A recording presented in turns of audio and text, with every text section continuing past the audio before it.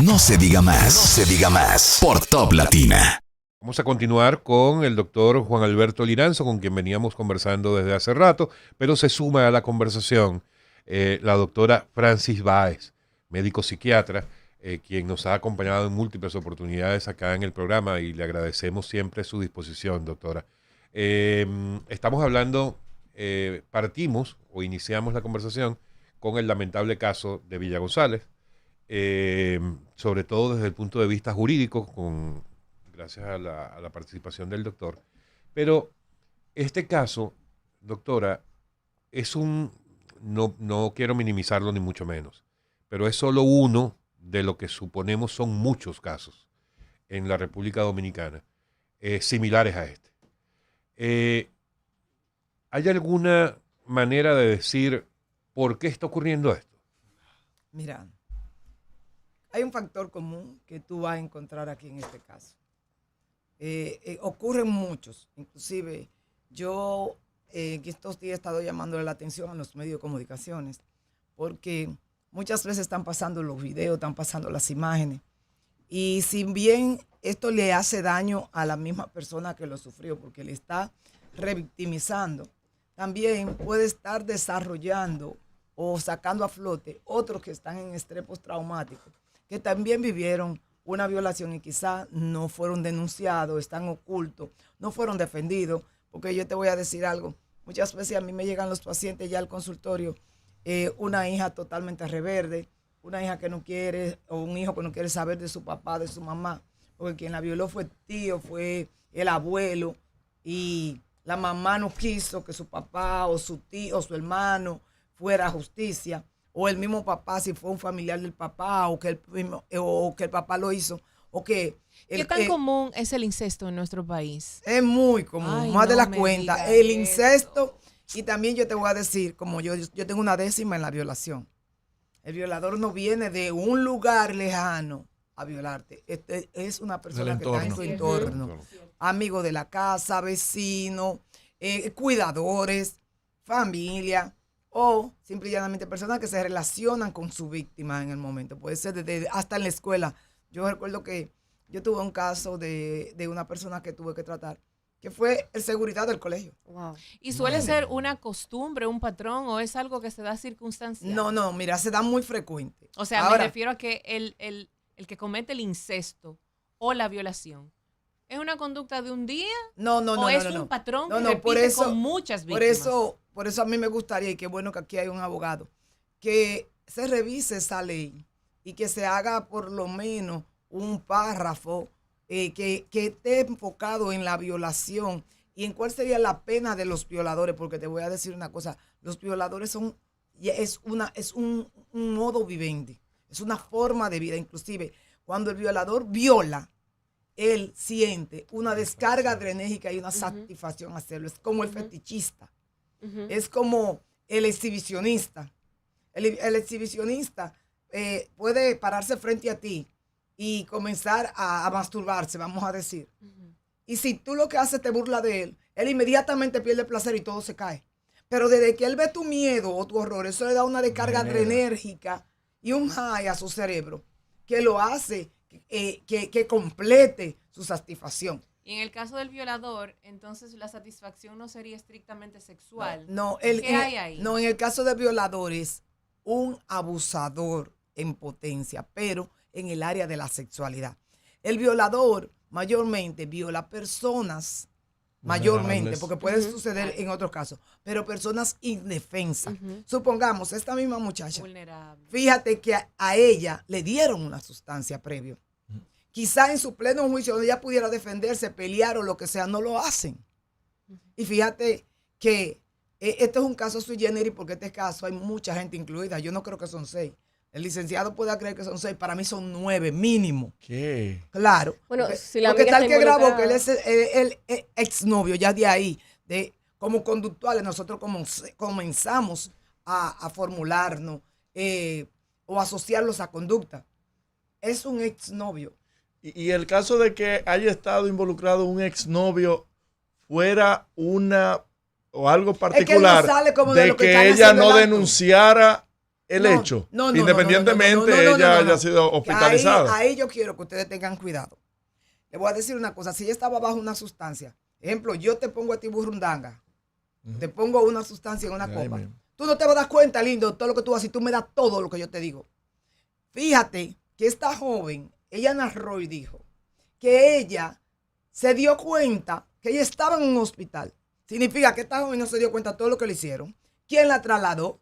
¿En qué tiempo se tomó el traslado de donde la llevaron? Perdió la noción. ¿Me entiendes? ¿Qué tiempo duró esto? Esto es como cuando tú entras en un coma o tienes un accidente, perdiste el conocimiento y tú despiertas 5 o 6 días en el hospital. Tú no te diste cuenta qué pasó con tu cerebro. Esas neuronas de ella en ese momento no estaban dando una señal de alerta, de que ese cerebro estaba alerta. Entonces, llega al hospital, en el hospital se da cuenta, no sabe qué pasó. Lo único que ella recuerda, inclusive, mucha gente dice, no, que si ella quiso salir o no quiso salir. Le voy a decir una cosa, usted quiere salir. Y cuando usted sale, ¿usted quiere salir a que lo choquen? No, jamás. ¿Usted quiere salir a que lo violen? Jamás. ¿Usted quiere salir a que le hagan daño?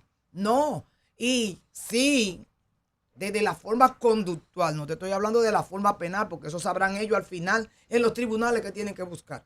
Pero desde la forma conductual, la amiga, que probablemente sea muy amiga del exnovio, y que el exnovio sea en este caso el actor armador del juego, le dijo, sácala, búscala, y ella insistió. La mamá le decía, si tú no quieres salir, no salgas, y ella no quería salir, y la amiga insistió, porque ahí están los testimonios, ¿me entiendes? Que ojalá esto no sirva para que contamine información, o que contamine el caso, porque ya está en la luz pública, en la palestra pública, pero eso no importa. Y ella sale con su amiga. Su amiga se supone que debió de cuidarla. En este momento no cuidó a nadie. Al contrario, se la llevó al exnovio. Porque aunque el exnovio no dio la cara en ese momento, pero en el momento de que se estaba cometiendo la violación, que fueron violaciones múltiples, porque ahí violó la confianza, que eso él lo sabe él mejor que yo. Ahí violó, aparte de eso, sus decisiones, porque ella, si ella fuera usadora de sustancias, yo tomo la sustancia si yo quiero o no quiero, pero no porque tú me obligues. Y después violaron su cuerpo y al final violan su intimidad porque también la exponen. ¿Me entiendes? Entonces, ahora, no es que yo estoy revictimizándola, es analizándote la situación. Y ella puede olvidar todo lo que pasó. Yo recuerdo que cuando yo me estaba formando como psiquiatra, eso fue en el 99, nos llegó una enfermera al hospital, que ella salió de su trabajo, y cuando salió de su trabajo se montó en un carro público, y en ese carro público 3 hombres la cogieron, la violaron, a ella no la drogaron, a ella la obligaron. A tal punto, ellos para mí sí estaban bajo sustancia, porque cogieron fumaron cigarrillo, lo pusieron en su parte, le quemaron su parte, le metieron palo, le hicieron de todo.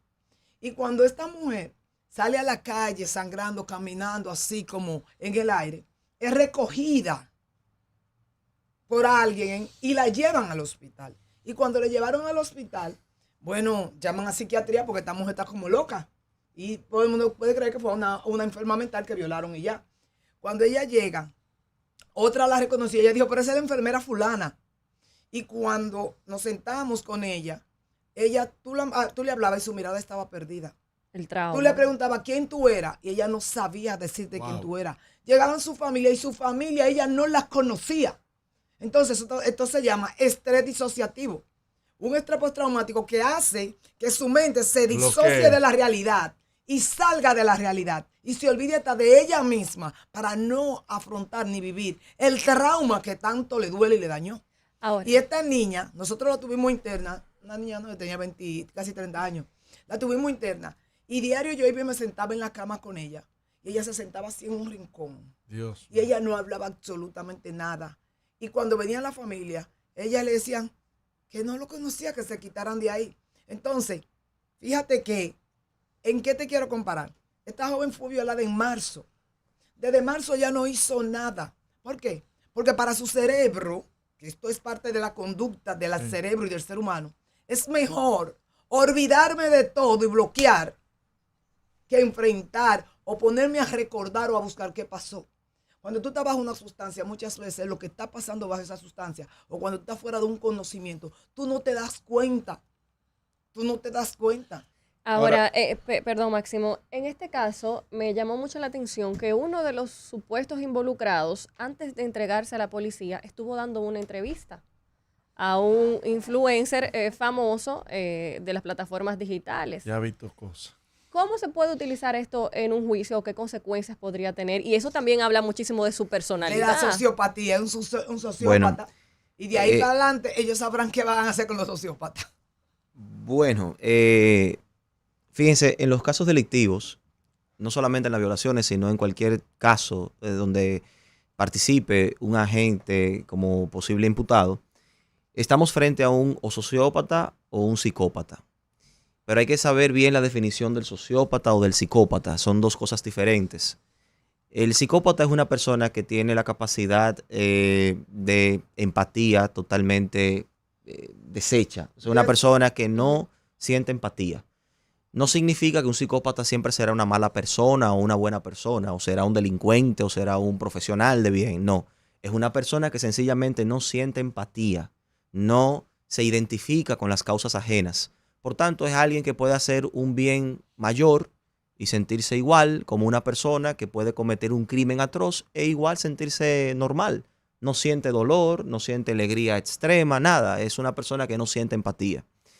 Y los casos, yo no dudo que dentro de esos jóvenes que cometieron este lamentable caso, haya algo de sociopatía o algo de psicopatía, puede ser. Porque para cometer un hecho así, tú tienes que tener algo que no está del todo bien. Eso no significa que son personas inimputables, porque no son oligofrénicos, no son locos, no son gente que no tienen juicio. Son gente normal que saben que lo que están haciendo lo están haciendo mal y lo hacen como quiera. Por tanto, son sociópatas, son psicópatas, gente que comete un hecho y no les importa. Ahora, doctora, yo había iniciado la conversación con usted preguntándole, independientemente de este caso en particular, si había factores que pudieran estar incidiendo en ese tipo de conducta. Porque se habla mucho de que en los últimos tiempos los problemas por convivencia, ayer se hablaba, por ejemplo, del tema de homicidios en temas de convivencia, si hay factores externos que ayudan a que este tipo de comportamiento se incremente, o si son comportamientos individuales de las personas. Hay factores externos motivadores. Ajá. Motivadores. No significa que la intención no está.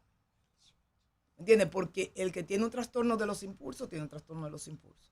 El que tiene un trastorno celotípico, tiene un trastorno celotípico. El que tiene un trastorno delirante, tiene un trastorno delirante. El que tiene un trastorno disocial de la personalidad, tiene un trastorno disocial de la personalidad. ¿Entiendes? Esto es diferente. Los factores externos lo que hacen es motivarte. Ejemplo, no hay una cosa más motivadora que el consumo y el uso de sustancias. Y aunque aquí, en República Dominicana, y lo voy a decir con toda responsabilidad, no está legalizado el uso de sustancias psicoactivas. Aquí las sustancias psicoactivas se están utilizando más que el alcohol. ¿Qué? En unos bellos y hermosos dispositivos que le llaman vape, Ay, los o vape, vapes, o ay, pen, Dios como usted mío. quiera tomarlo. Y te lo hacen frente a ti, frente al militar, frente al de la DNCD, Ay, frente ay. al del Consejo de Drogas, frente al médico, frente a todo el mundo. Aquí hay cocaína líquida y aquí hay marihuana líquida. Ay, Dios mío. Y se la echan y le echan olores y eso no huele a nada. Porque la marihuana, óigase bien, huele cuando tú la quemas. Pero aquí no, aquí tú la estás vaporizando en líquido.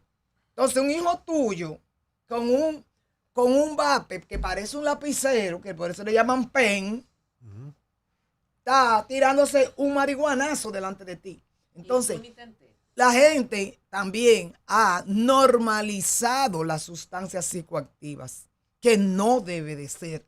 Porque si hay una sustancia que es la más alucinógena de todas, es la marihuana. La marihuana te pone a oír voces, a ver cosas y a sentir cosas que no existen. No sé si ustedes hace poco vieron a un muchacho que se ahogó en una piscina peleando con un demonio. Dios mío. Él lo estaba viendo el demonio. Pero Y no lo había estaba nada. oyendo también el demonio, porque su cerebro, sus neurotransmisores y sus neuroreceptores no podían trabajar la sustancia que produce el cerebro. no podían aceptarla ni absorberla. Entonces el cerebro como estaba inundado. Y es precisamente porque esta sustancia hacen daño. Entonces tenemos un gran uso de alcohol. Antes el alcohol era una forma recreativa y los fines de semana. Sí. Ahora se bebe alcohol. Diario. Porque, óyeme otra cosa, como que el vino no lo tienen como alcohol. Y tú ves que una gente fácilmente, una sola gente se bebe una botella o mucho más. Y ya de ahí superaron el nivel etílico.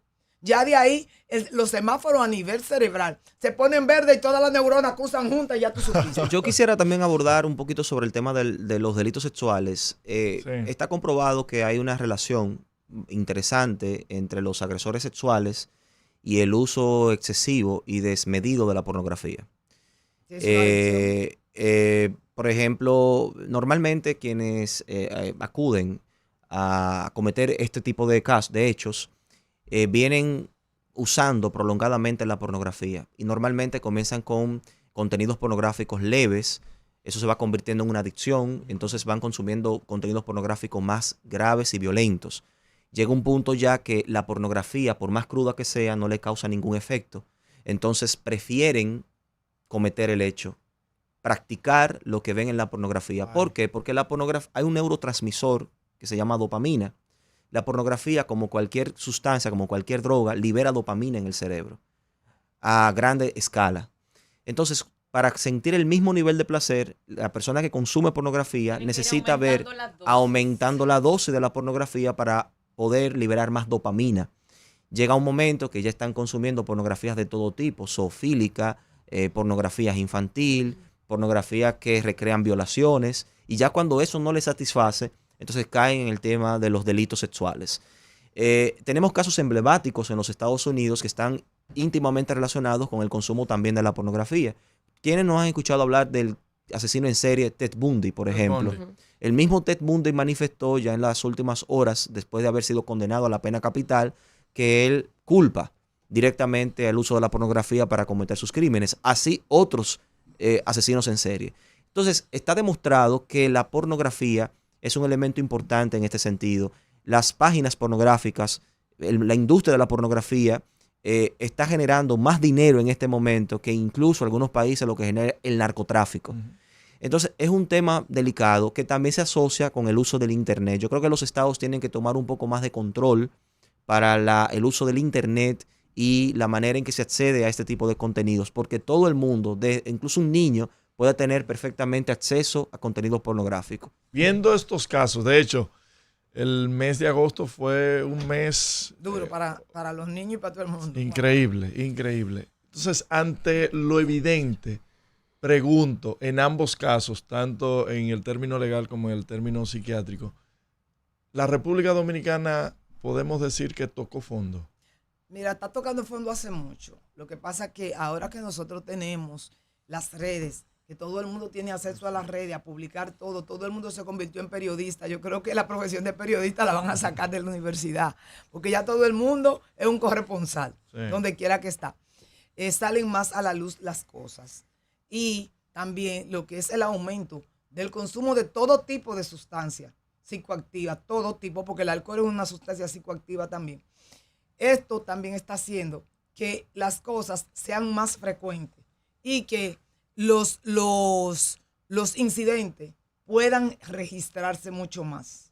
Porque si tú dices, como yo decía al principio, antes se tomaba recreativamente, ahora se toma todos los días, ahora se toma en cada momento y de forma de medida, pasando los decibeles, que todo el mundo aquí toma y no sabe cuál es el decibelio, la cantidad que necesita para no perder su conciencia y para no entrar en una actividad psicoactiva, ¿me entiendes? Aquí todo el mundo bebe y nadie sabe cuál es la cantidad que debe beber.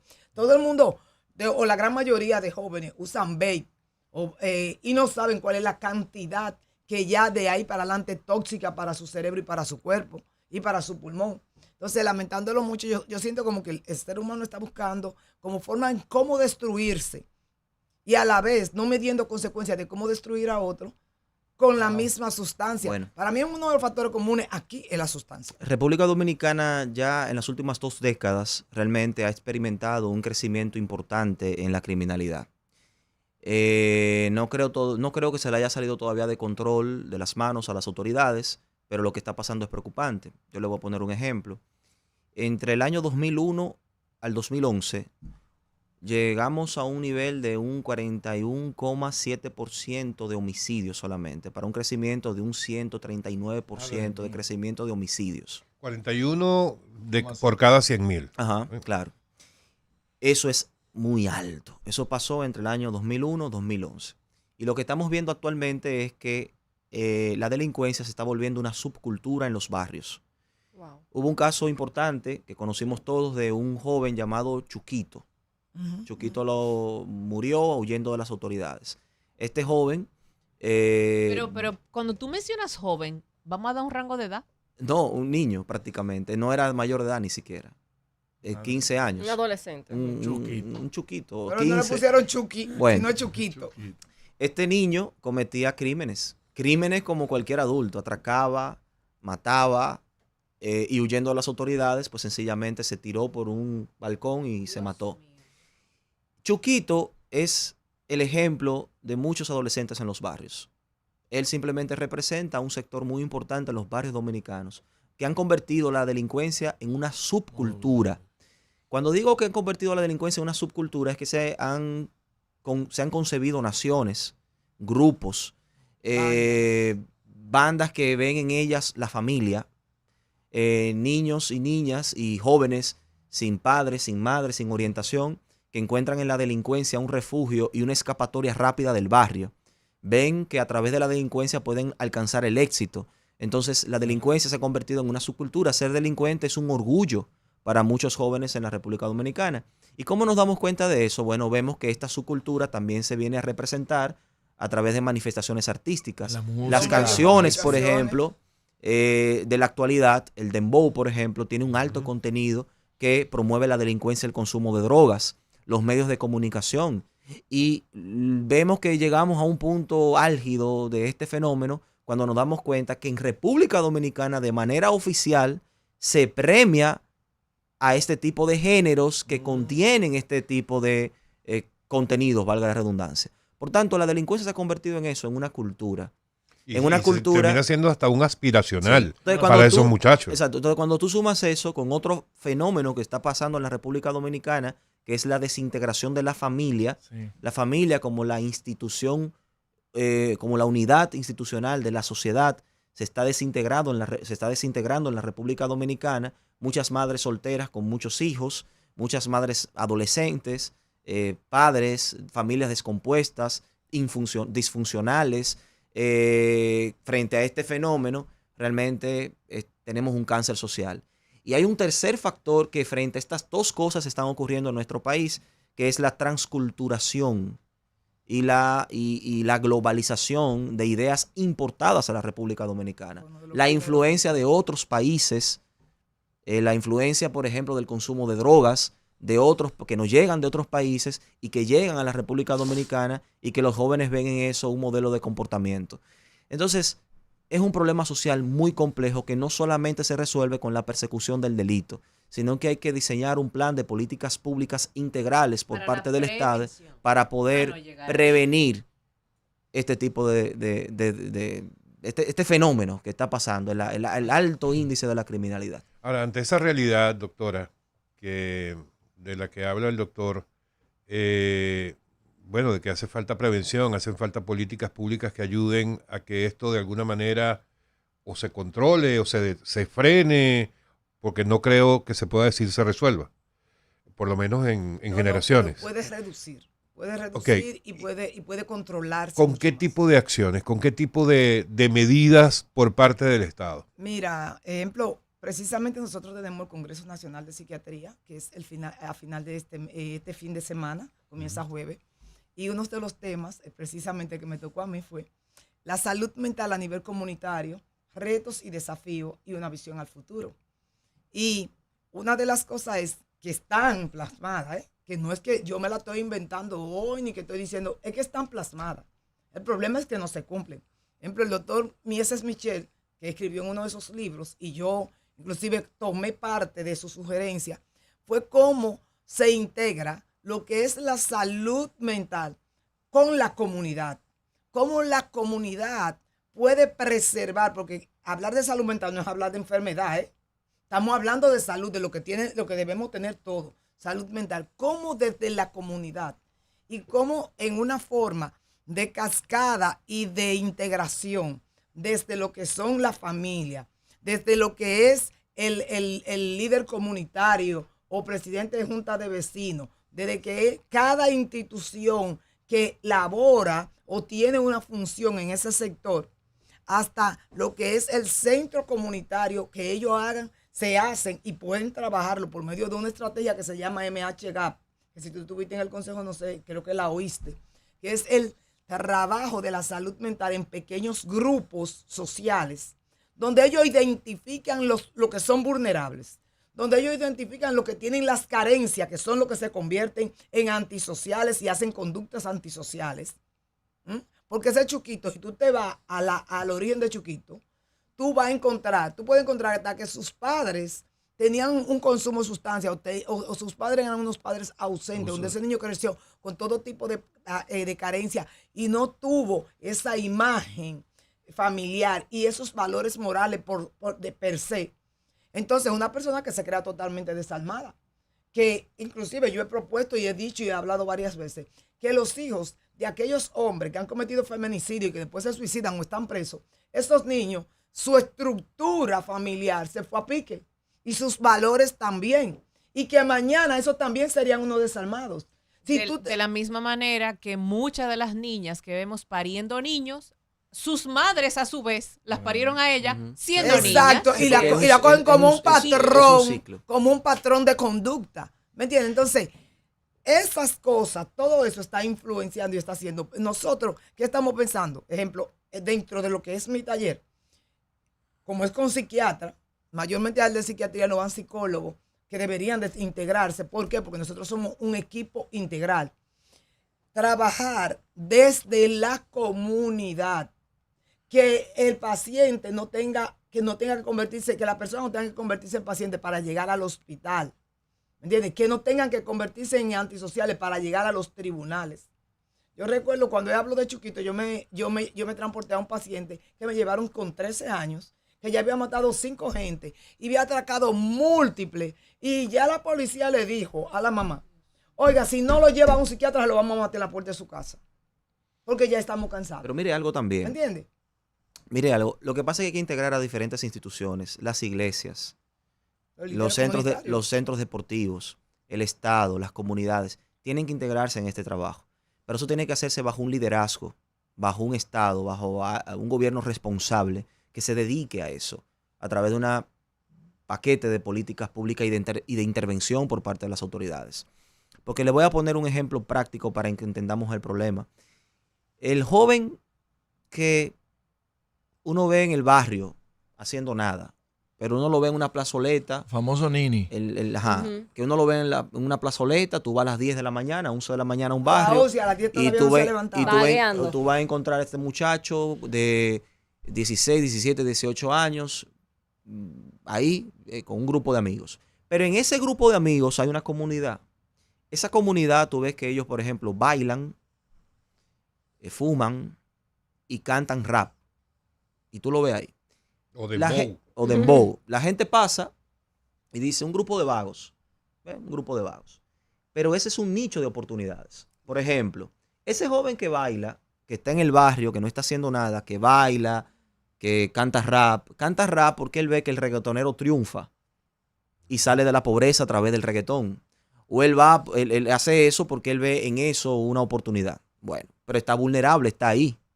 ¿Qué pasaría si el Estado entra a ese barrio y dice, venga acá, yo veo que usted tiene talento para el baile? No lo discrimina, sino que dice, usted tiene como talento para el baile. Escuelas de Bellas Artes. Usted como que tiene talento para el canto, porque usted hace una rima que es interesante. Mire, venga, que tenemos un programa, ¿ve? Para incentivar el baile, el canto, y si usted se da bueno, lo vamos a patrocinar para que usted sea un artista, por ejemplo. Fácilmente ese joven que va a ser un delincuente si sigue ahí, terminará siendo un gran artista si se le da una oportunidad. Porque lo que necesita es una oportunidad. Pero ¿qué pasa? Frente. De desahogo, de canalizar. O por ejemplo, tú entras, exacto. O por ejemplo, tú entras y vas al barrio y tú ves el grupo de amigos y tú ves que se ponen 2 guantes de boxeo y están peleando. Dos muchachos Cultura y vagos que no deporte, si trabajan. cultura y deporte Tú dices, entran- pero ven acá. Pero esos muchachos tienen como un talento. Venga acá, el Ministerio de Deporte interviene. Venga acá, mire, tenemos aquí una escuela de deporte, de formación. Y así tú estás construyendo un capital humano en la República Dominicana que luego podrían ser un gran deportista, un gran artista, un escritor, y que beneficia a la República Dominicana Pero como pareciera país. que es imposible eso. No, no es posible, imposible. Lo que pasa, lograble, lo que, porque- usted sabe qué es lo que pasa. Que Política usted sabe qué es lo que falta, que falta voluntad. Voluntad, El política pública y político, presupuesto. el político dominicano no piensa en otra cosa que no sea en ser candidato. En este país no se habla de otra cosa que no sea en el próximo presidente. En este país no se habla de otra cosa que no sea en montar una candidatura. Entonces, eso es lo que pasa. Cuando los políticos dominicanos, cuando las autoridades dominicanas se sienten a estudiar el problema de la República Dominicana, a preocuparse por eso y a intervenir eso, las cosas van a cambiar. Pero es que a nadie le interesa porque a nadie le importa. Entonces esos jóvenes están ahí, que son talentos, no son delincuentes, pero podrían convertirse en delincuentes si no se les da una oportunidad. vulnerables. Ese es el problema. Dios mío. Casi tan bueno como para decir no se diga más. Que también hay que decir, para ser justos, que hay algunas iniciativas que están como yendo hacia ese objetivo, que definitivamente son un granito de arena en Una lo que se golondrina no hace requiere. verano. Correcto. O sea, Cuando Pero él dice por voluntad, él dice varias instituciones, sí, todas, mire, desde Interior y Policía, que juegan un papel sí, tiene importante. que ser algo realmente Desde las alcaldías, desde lo multisectorial. que es deporte, desde lo que es cultura y desde lo que es el mismo Ministerio de Salud Pública, desde lo que es el plan social de presidencia. Si todos juntos se sientan y dicen, vamos a buscar respuesta a aquello que no le interesa ir a una escuela, porque su norte no es hacer una carrera universitaria, sino que se hagan, que se determine o se detecten los diferentes talentos que existen, y a esos talentos vamos a ubicarlo y vamos a cultivarlo de una forma sana. Nosotros podemos cambiar una sociedad. Correcto. Pero si lamentándolo mucho, estas oportunidades no están, donde usted ve las canchas vacías porque no tienen un profesor, donde usted ve usted no encuentra una escuela folclórica o de arte en ningún lugar, en ningún barrio. ¿Dónde usted la encuentra? En sitios ya muy poca hay, porque tampoco hay mucha. Y le voy a decir una cosa, aquí hay una escuela de artistas plásticos. Aquí hay muchísimos artistas plásticos pasando trabajo, buscando trabajito en vez de coger a ese grupo. Inclusive, aquí ya hay una especialidad de trabajadores sociales que no había en el país. Hay una especialidad que cada año están saliendo 35 de la UAS. Y esos trabajadores sociales hacen un trabajo buenísimo. Los trabajadores sociales hacen levantamiento de las áreas psicosociales, hacen lo que nosotros llamamos un perfil biopsicosocial de los individuos y pueden decir cuáles son las necesidades, pero también dar seguimiento e integrarlo para que lleguen. Doctora, ¿y hay esfuerzos de ese nivel multisectoriales en un estado que se pueda tomar como referencia como casos de éxito? Pero Mira, no así aquí. me refiero precisamente a otros países Váyase a El Salvador y que lo podamos tendrá. tomar como ejemplo. ¿Cómo? Vámonos a El Salvador y lo tendrá. Ah, pues Y Bukele, le voy que a hace decir una falta. cosa, y yo te voy a decir una cosa, porque tú te crees que nada más es porque él está hablando y está imponiendo. No, él tiene equipos que van dando respuesta a cada una de las cosas que él ha querido corregir dentro de lo que es su nación, que llega hasta una sociedad, porque la nación está compuesta por sociedad, y esa sociedad está compuesta por familias y núcleos. Entonces, él va buscando, pero no solamente. Si usted se va al Japón, está diferente. Si usted se va a algunos estados No, pero europeos, algunos que es podamos tomar diferente. realmente como La referencia. No, mi amor, porque- es que yo te voy a decir una cosa. Nosotros no podemos aspirarse a Japón, porque no podemos decir que somos una nación. Pero una nación productiva como tal. Pero si se suman las voluntades, yo te voy a decir una cosa, y eso yo siempre lo he dicho. No hay que llegar al palacio para hacer el bien. No hay que llegar al palacio para ayudar.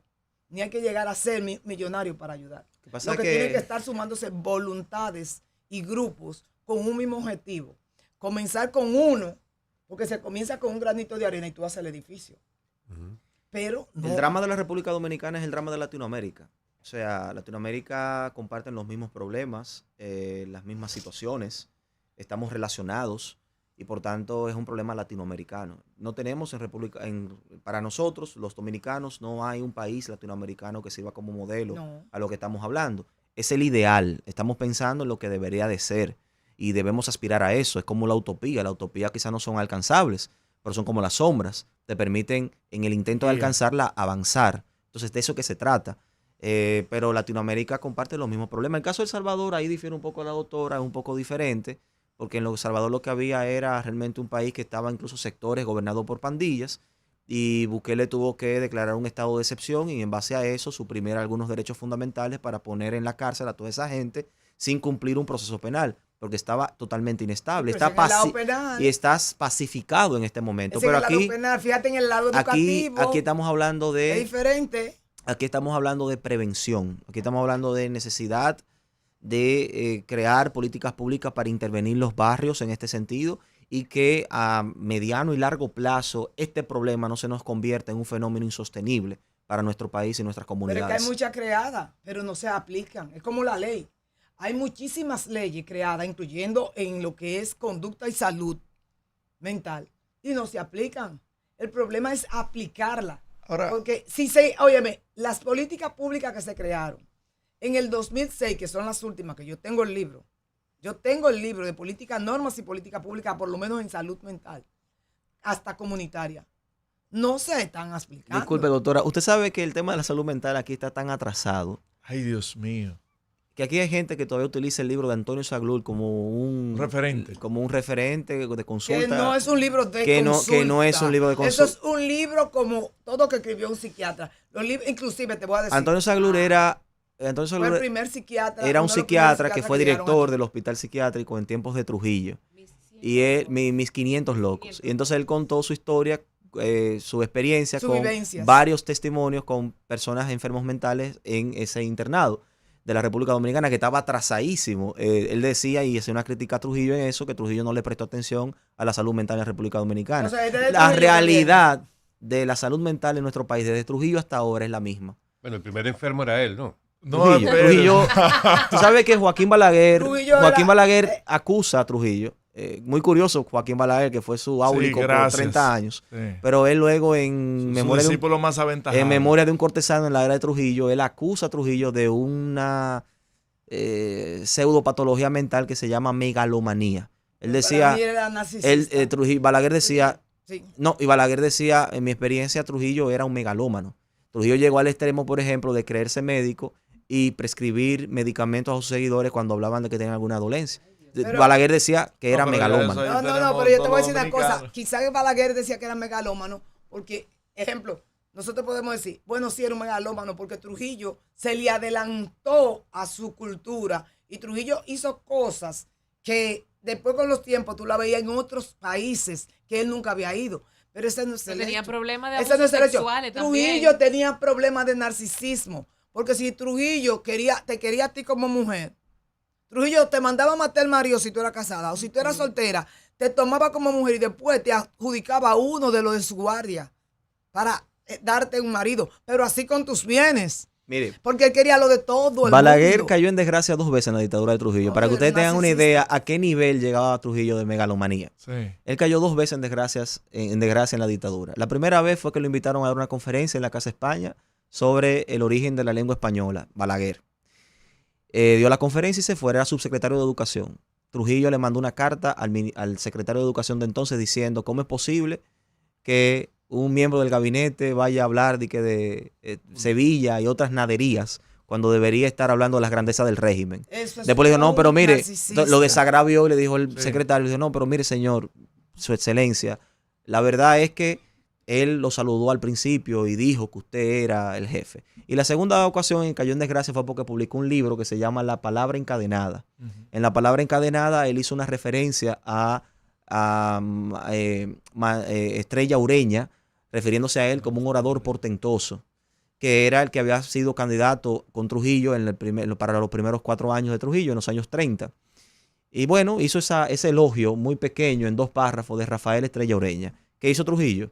Condenó prácticamente a la hoguera ese libro le quitó el cargo a Balaguer y lo trajo para la República Dominicana, que estaba como embajador, y duró un tiempo en desgracia. Después lo repuso. Por esas dos referencias. O sea, era una persona con problemas serios. Y se mantiene eso en el Estado. No, te voy a decir una cosa. A ese extremo no ha llegado, pero yo te voy a decir una cosa. El narcisista siempre tiene que ser el superior. Sí. Tenga o no tenga la preparación. Porque hay que saber los trastornos. Por ejemplo, la megalomanía es un síndrome de grandeza, pero que mayormente cae en una enfermedad que se llama bipolaridad. Pero el trastorno de la personalidad narcisista, dentro de su componente, tiene la megalomanía, porque él tiene que llevarse todos los créditos. Es tanto así que a un narcisista tú no puedes criticarle algo mal que él hace, que lo hacen malo, pero para ellos están haciendo lo mejor. Porque si tú lo criticas, ellos inmediatamente se sienten vulnerables y se vuelven arrollantes contra ti. El narcisista es un ser que se cree superior a los demás en todos los sentidos, que si él lo extrapola la palabra megalomanía, dice, sí, pero es una megalomanía. No, en salud mental, megalomanía es, aunque son ideas de grandiosidad, pero con otro tipo de conducta. Más es una personalidad que si tú la estudias desde su comportamiento, donde era una persona totalmente fría al hacer las cosas, muy calculador, tipo psicopatía, muchos lo catalogaron como psicópata, pero él tenía un narcisismo súper. Él tenía que estar vestido mejor que todo el mundo. Tenía que tener las mejores vacas, los mejores animales. Y eso me recuerda a mí, un profesor que yo tuve, que dice, yo lo invité a una actividad que teníamos, y era con una cena. Él me dijo, usted sabe que yo voy para esa cena. Y como yo voy para esa cena, usted tiene que elegir cosas muy finas, porque yo voy para allá y usted conoce mi narcisismo. Es tan inteligente que él mismo reconocía que me estaba haciendo narcisista. Mira este cómo se ríe en ese momento. Entonces, eso pasaba con Trujillo. Trujillo tenía un narcisismo en todo. En nada podía resalir nadie. Ni nadie ser mejor. Es tanto así. Solo su narcisismo llegó tan grande. Rubirosa, él no tenía problema. Oye, con la claro, por su hija, que era su tesoro. Mire, esto es un caso. Ustedes saben que ¿verdad? Mario Vargas Llosa tiene un libro que se llama La Fiesta del Chivo, Chivo, que es la novela. La fiesta del Sí. chivo. Esto es muy curioso. El caso de Porfirio Rubirosa es muy curioso. Porque Porfirio Rubirosa se dio a todo el mundo en Hollywood. Estuvo con Sasa Garbor, estuvo con todo el mundo en Hollywood. Trujillo nunca tuvo problema con eso.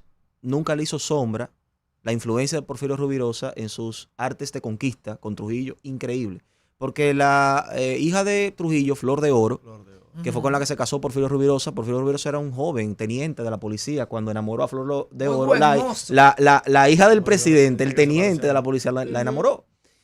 Y habla de un incidente donde él incluso como que agredió a la hija de Trujillo. Y Trujillo no le pasó nada. Ascendió, luego lo hizo embajador, él fue amigo de Ramfis, muy amigo de Ramfis. Pero fue porque no afectaba su interés. Increíble, lo que digo es que frente a Narcisista. la personalidad de Trujillo, me parece muy curioso, y eso es objeto de estudio, qué fue lo que pasó, que Trujillo nunca se sintió intimidado, ni nunca se sintió a la sombra de Porfirio Rubirosa en el tema de las mujeres. Eso es muy curioso.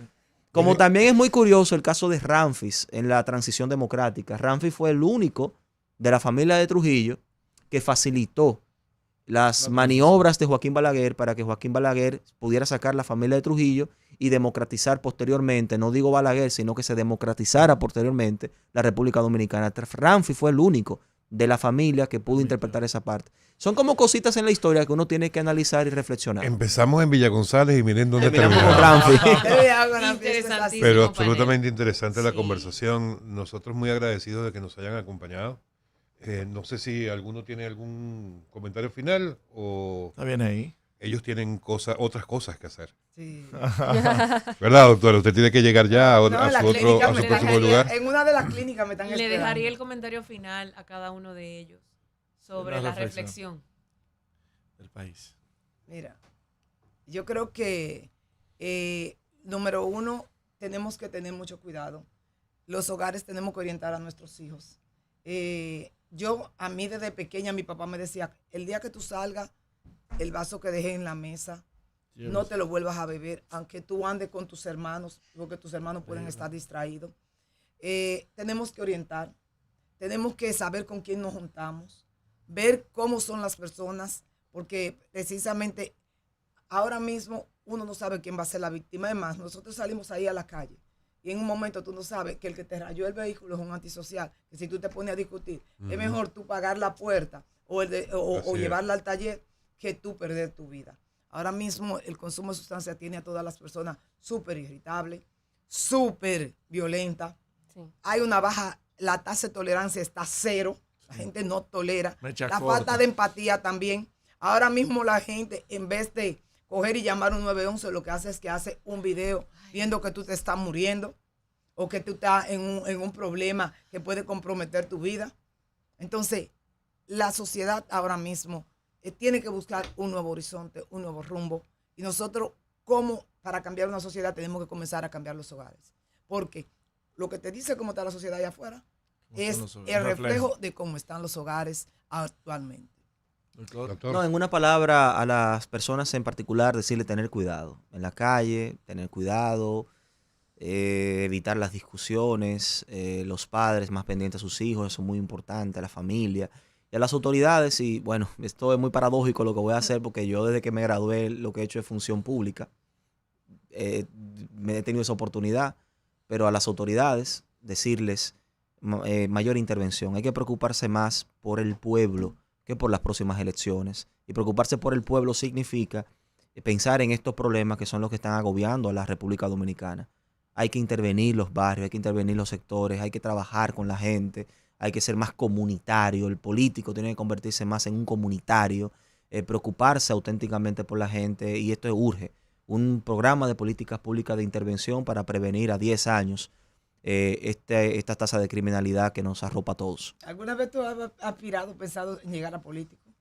Yo soy de alguna manera político Ay, porque... O sea, entonces, Pero- como que sentí desde un principio, como psiquiatra, Sí, como sí, que sí, observé sí. la personalidad Era bueno, y veo que él duro. hurga entre la cultura, entre las historias, La historia. y entre las políticas públicas y entre los problemas nacionales. De hecho, hay que muchos deberían de políticos que no formarse, tienen ese acervo. Que deberían Sí. formarse los políticos antes de llegar Bueno, a eso. cualquier me cosa, psicoanalizó ya. cualquier, Hace rato. doctora, cualquier cosa dentro de unos años que nos lleve el crédito, ¿no?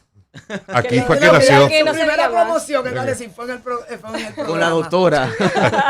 No se diga más. Muchísimas gracias por acompañarnos. Amigos, el abogado Juan Alberto Liranzo y la doctora Francis Báez. Gracias por acompañarnos. No se diga más. No se diga más. Por Top Latina.